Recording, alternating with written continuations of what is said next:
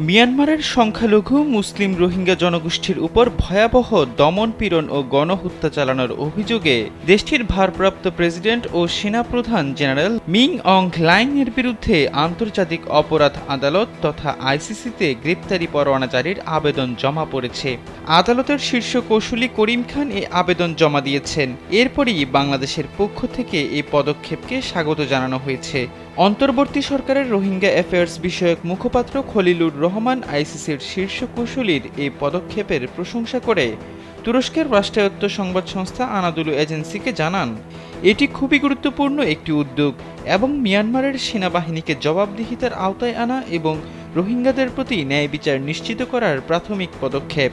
এলো ভিশন মুশকিল আসান অফার। যে কোনো ব্র্যান্ডের পুরনো ফ্রিজ নিয়ে চলে আসুন ভিশন শোরুমে আর নিয়ে যান নতুন ভিশন ফ্রিজ 20% পর্যন্ত ছাড়। আইসিসি সূত্রে জানা গেছে, আবেদনটি বর্তমানে আদালতের প্রি-ট্রায়াল চেম্বারের 1 নম্বর বিচারকের দপ্তরে রয়েছে। আবেদনের সঙ্গে যেসব সাক্ষ্য প্রমাণ জমা দেওয়া হয়েছে সেসব আমলে নিয়ে বিচারক এখন এই ব্যাপারে সিদ্ধান্ত নেবেন। পরোয়ানায় বিচারকের স্বাক্ষরের পর জেনারেল হ্লাইংকে গ্রেপ্তারে তৎপরতা শুরু করবে আদালতের শীর্ষ কৌঁসুলির দপ্তর।